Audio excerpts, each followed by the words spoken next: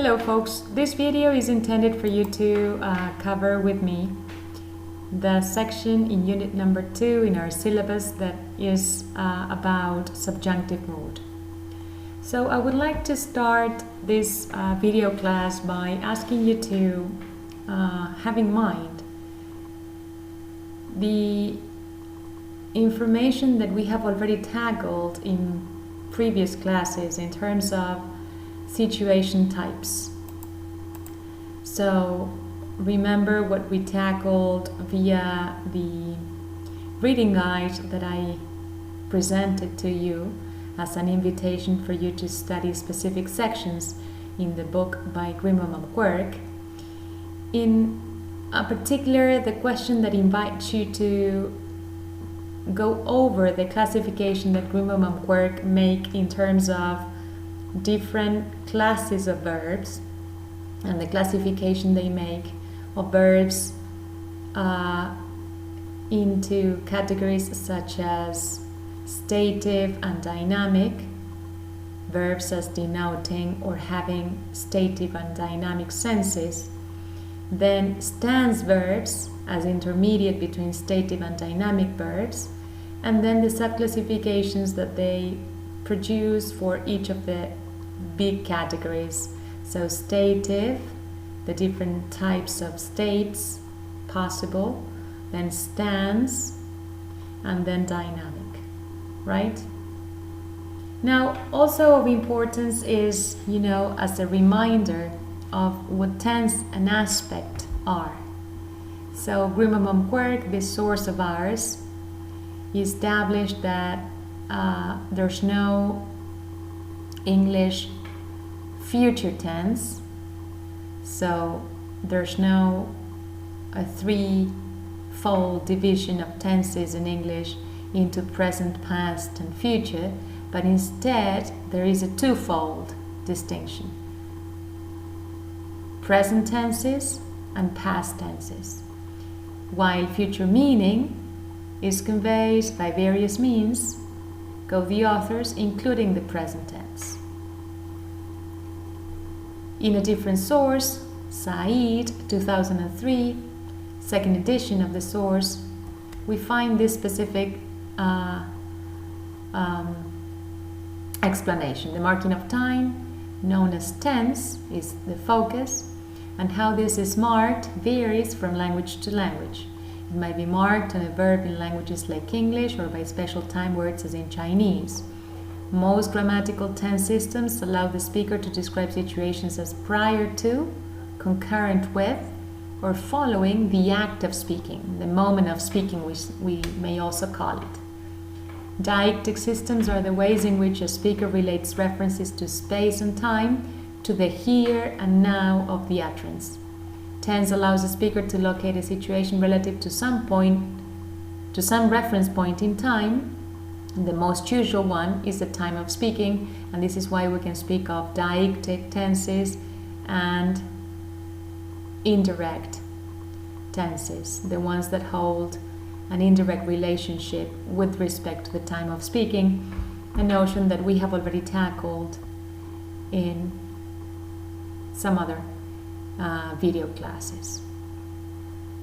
Now, more complicated time references are possible. For example, the speaker can locate an event in the past or future and use that event as the reference point for its own past, present, and future. So, for example, by 1939, my father had seen several arrests.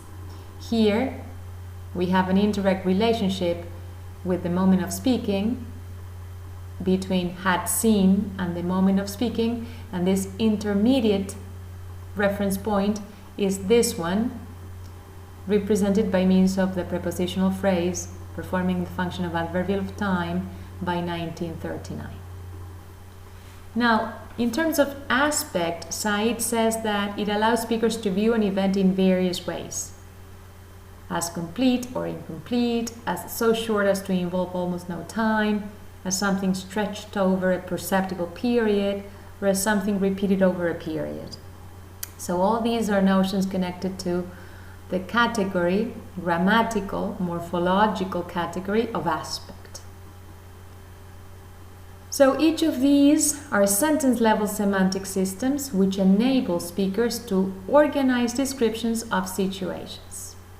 Now we're entering the realm of mood, which is, yet again, another grammatical morphological category that connects itself, as I said in my previous video classes, with the semantic notion of modality.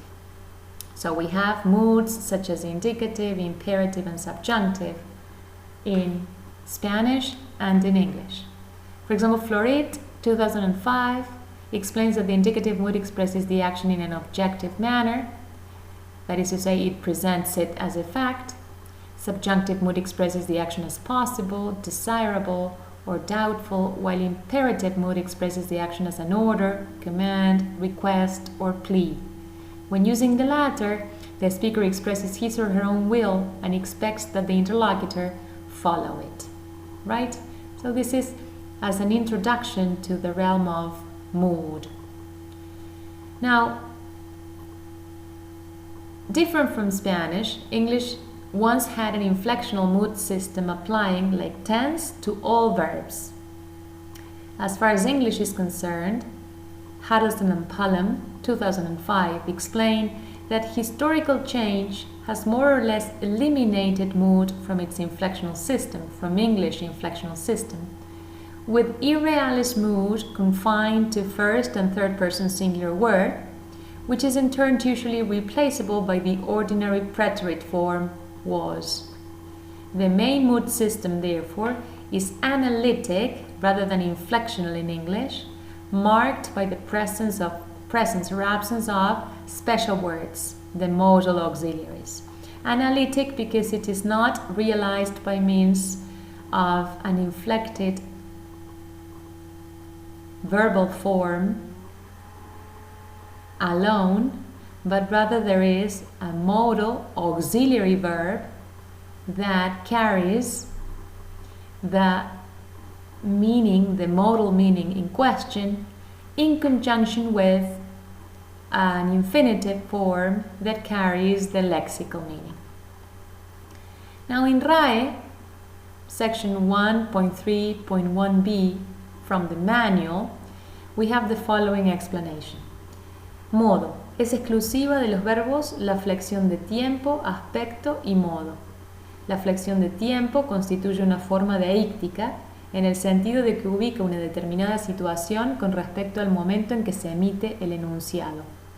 El tiempo se relaciona de manera a veces intricada con el aspecto, que es la categoría no deíctica que expresa la estructura interna de las situaciones y diferencia, por ejemplo, la situación que se inicia, por ejemplo, empezar a estudiar, de la que se repite, seguir estudiando.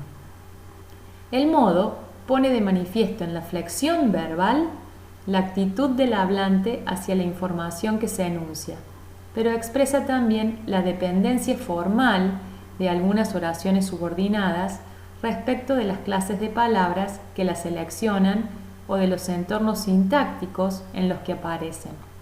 So here we have an indication that we can have instances in which specific verbal forms in specific moods are expressed as such due to a syntactic reason, due to, for example, a subordinating conjunction that introduces the subordinate clause in which we find the verb in the specific mood.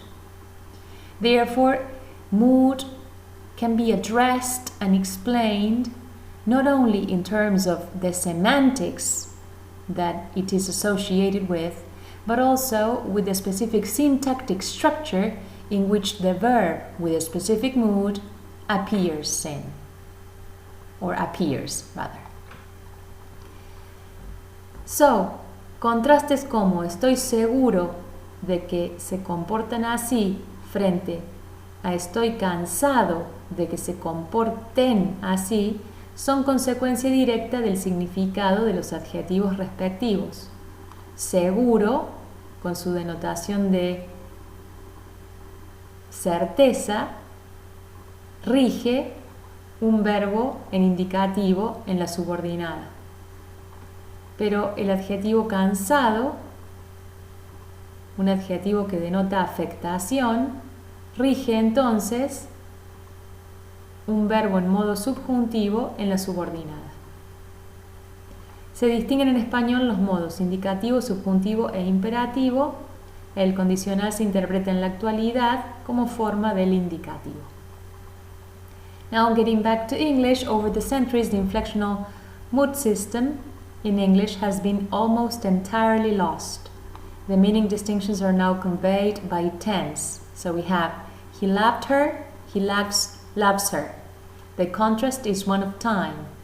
Now, if he loved her, he changed his job, or if he loves her, he'll change his job.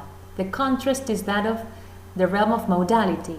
The sentence on the left presents his loving as a somewhat more remote possibility than in the sentence on the right. The meaning has to do with modality, not time. What happens when the verb used is be and the subject is first or third person singular? He was in love with her, he is in love with her. There is a time contrast there. However, if he was in love with her, he'd go, or if he is in love with her, he'll go. The contrast is no longer as to time, but instead as to modality. It is also possible to have the form were in place of was, if he were in love with her, but not in he were in love with her. This is as making the assertion that he used to be in love with her in the past. So in this case, the temporal and modal meanings are not different meanings of a single form. They are meanings of different forms. Was is a tense form, but this were is a mood form. Some authors, Harrison and Palm 2005 for example, call it irrealis, indicating that it conveys varying degrees of remoteness from factuality. So, this if he were in love, rather than indicating past time reference, it is indicating present time reference, but adding to it the modal meaning of irreality, contrary to reality, contrary to fact, hypotheticity. So the authors explain that this use of were is highly exceptional. There is no other verb in the language where the modal remoteness meaning is expressed by a different inflectional form from the past time meaning. The irrealis mood form is unique to be and limited to first and third person singular. The authors say it is a relic of an earlier system, and some speakers usually, if not always, use preterite was instead, which is less formal. So they prefer to say, if he was in love with her, he'd go. But again here, this was is not pointing to past time reference, but rather to the present moment, indicating a modal meaning of lack of reality, irrealia, right? Unreality. That's why this is also called the unreal past, because this is not pointing to past time reference, but rather to a situation in the present which is unreal. Okay, traditional grammar calls this irrealis a past subjunctive, contrasting with present subjunctive be. But according to Harrison and Palm, there are no grounds for analyzing this were as a past tense counterpart of the be that we find in constructions such as it is vital that he be kind to her. These authors do not choose subjunctive as a term for an inflectional category, but for a syntactic construction employing the plain form of the verb. Without overlooking these two authors' position, however, in this class we will speak of two forms of the subjunctive, the present and past subjunctive. We follow such grammarians as Grimbaum and Quirk 1990 and Biber, Conrad and Leach 2002. However, what all these authors converge in is the fact that subjunctive mood in English, like its Spanish counterpart, may be used for the expression of hypothetical or non-factual cases. Different from Spanish, though, the subjunctive is rarely used in English. Riemann and Quirk explained that the present subjunctive is expressed by the base form of the verb. For the verb be, the subjunctive form is different from the indicative forms am, is, are. For other verbs, the subjunctive is distinctive only in the third person singular. I insist, for example, that the director reconsider its decision. Subjunctive. 4. We have the director reconsider as an instance of the base form of the verb reconsider, and showing no S here, which would be what we would expect if this was indicative and used, as in this case, with the third person singular subject. Biber, Conrad, and Leach point out that the present subjunctive occurs in special kinds of finite dependent clauses, particularly in some that complement clauses, as in, I told her that she could stay with me until she found a place, but she insisted that she pay her own way. And occasionally in some adverbial clauses such as the way in which we work, whether it be in an office or on the factory floor, has undergone a major transformation in the past decade. Okay, I will continue a bit more. So, such that complement clauses belong to what Riemann and Quirk referred to as mandative subjunctive, one of the two main uses of present subjunctive. The authors explain that this that clause comes after an expression of such notions as demand, recommendation, proposal, intention. For example, we insist, we prefer, we request. These are verbs. Or it is necessary, desirable, imperative. These are adjectives. Or the decision, the requirement, the resolution that something be the case. Here, that she pay her own way. Riemann and Quirk note that this use is more characteristic of American English than British English, but seems to be increasing in British English. In British English, the alternatives are putative should and the indicative. Also, we can say, we insisted that he left at once. This is an indicative form. It is essential that a meeting is convened this week. An indicative form. Both American English accept it, and especially British English does so as well. In this case, this left would be an instance of unreal past. It is an instance in which we see a past time form, but it does not point to past time reference, but rather it points to present time reference, denoting a meaning of unreality, contrary to fact. Now, putative should in Riemann and Quirk is defined as in the following terms. The modal auxiliary should is used extensively, especially in British English, in that clauses to convey the notion of a putative situation which is recognized as possibly existing or coming into existence. Right? So this is an instance of epistemic modality where it involves human judgment of what is or is not likely to happen. Negation of the present subjunctive does not require an operator, there was a typo there. So we say, I insist that we not reconsider the council's decision. In this case, even when we have this form as a subject, we can unequivocally state that this is subjunctive mood in English, for we do not have an operator in use, an auxiliary verb in use, to form the negative counterpart to this sentence, but rather we only have not. So the lack of the operator makes it evident here that this is an instance of present, reconsider, present subjunctive, employing the base of the verb in reconsider.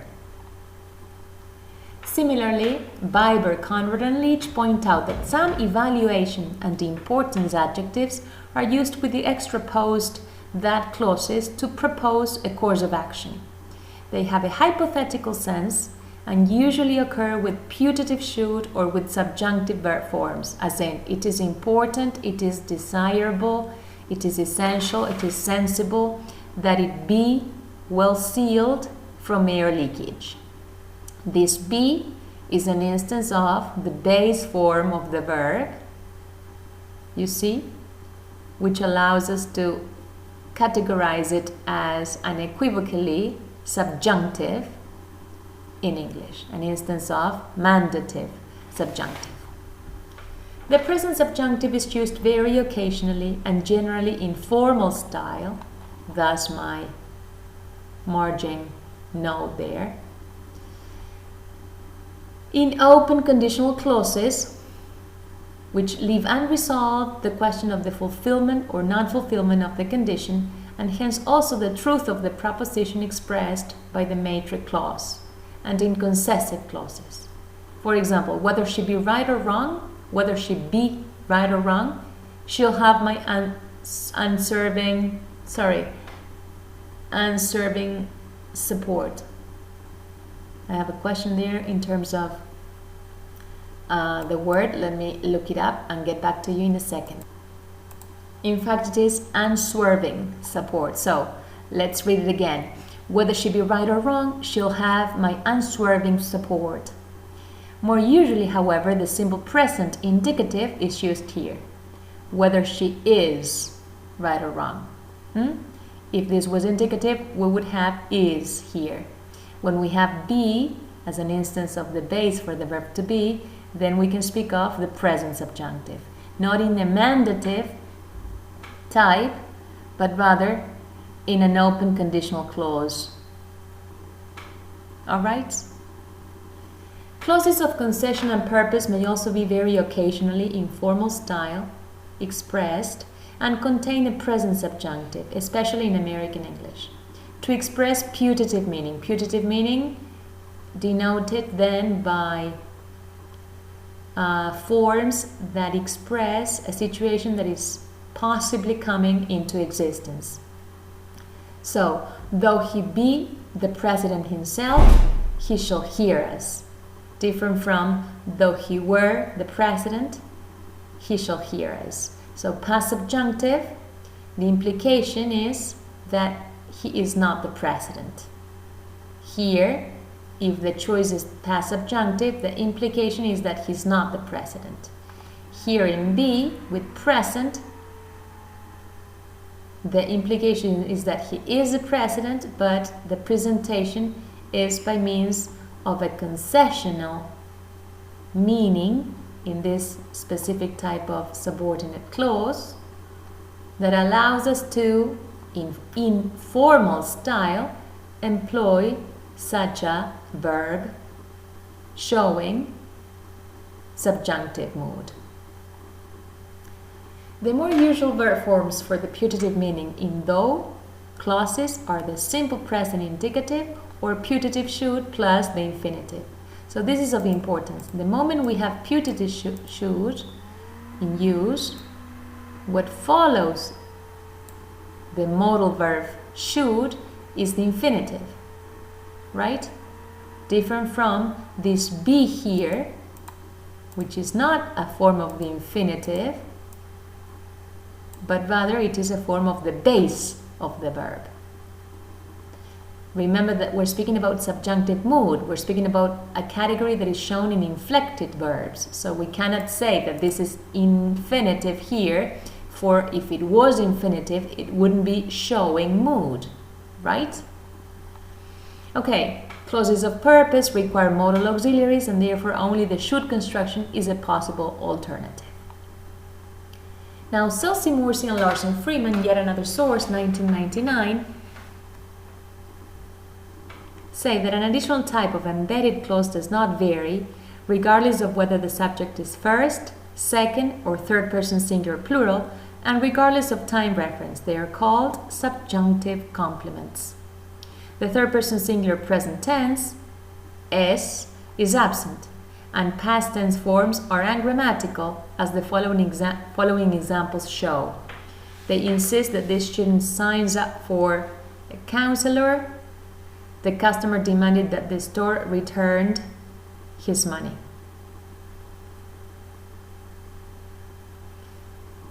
They insist that this student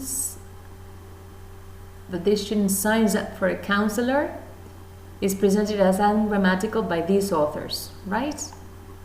But let's not pay attention to this one, and instead pay attention to the customer demanded that the store returned his money. They consider it ungrammatical, for what they expect that we use here is either present tense without the s, or a putative should, a should, plus the infinitive return, but not the past tense form as we have here. Okay, but let's move on. Let's not worry about this point in particular, as per Selsi-Mursi and Larsen-Freeman. The fact that the embedded verb is never inflected or altered in any way suggests that in forming the subjunctive, one uses only the base form of the verb. The resulting clauses are then without any sort of tense at all. Stronger evidence comes from negative sentences. In subjunctive clauses, a negation element is always placed directly before the main verb rather than after the auxiliary verb. Thus, no addition of the do operator is possible. We insist that he not make the phone call.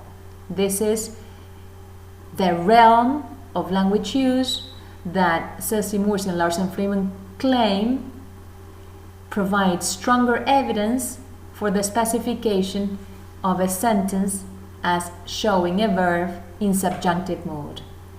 When they produce a negative sentence that employs no auxiliary verb, no operator, and instead uses not, okay, directly before the main verb, without employment of any auxiliary. Now, subjunctive mood in English, as per Biber, Conrad, and Leach, say the form of a finite verb that is sometimes used in hypothetical or non-factual cases, whether it be in an office or on the factory floor, is example. If I were you is another example. And they also say that the subjunctive is rarely used in English. So after this introductory section, let's focus on what we will pay attention to in this class. Grimm and Quirk go on to say that the second main use of present subjunctive, there is a typo there, is that referred to as formulaic or optative subjunctive, used in certain expressions such as God save the Queen, heaven forbid, be as it may, suffice it to say, come what may. Regarding cases like these, Huddleston and Pullum refer to the existence of main clause subjunctives, and some of their examples are God help you if you do this again, so be it, God bless you. On these formulaic expressions, Biber, Conrad, and Leach point out that there are a few cases of inversion which involve these expressions. They are felt to be archaic expressions with literary overtones. The authors state that subjunctive verb forms express a strong wish, as in, I, Charles Seymour, do swear that I will be faithful, so help me God. The authors highlight that inversion combined with the subjunctive verb form gives these expressions a solemn tone. Okay, so we have present subjunctive in the mandative structure, right? Then putative should as an alternative form, a subjunctive form. and then also present subjunctive in conditional and conditional clauses or clauses of concession. Right? Then we have present subjunctive as the forms that appear in formulaic or optative formulaic expressions, such as God save the Queen, heaven forbid, in which we have a third person singular entity, subject, and a verb which is in the base form, without showing the suffix s that we encounter in indicative mode. All right? And then Grimm and Manquer point out that the past subjunctive or were subjunctive survives only in were as a past form of be, something that we had tackled at the beginning of this presentation. Biber, Conrad, and Leach explain that, like present subjunctive, this form is recognizable only in the singular, where it is used as an alternative to was, as a hypothetical past tense verb. If I were a rich man, I would do this or that. I wish the journey were over. Just suppose everyone were to act like you. In non-formal styles, the hypothetical past was, also called unreal past, replaces subjunctive were. The present indicative is a possible alternative after as if and as though when the reference is to present time. So the stuffed dog barks as if it is a real one. And after imperatives, suppose and imagine. So we can also have then after subordinating conjunctions such as if and as though, right?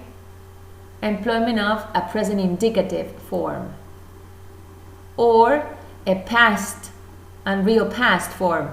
The stuffed dog barks as if it was a real one, right? Or if this was a formal sentence, we could also find as if it were, in which case we would be before an instance of past subjunctive. Let's finish this first video here, and I'll continue in the second one.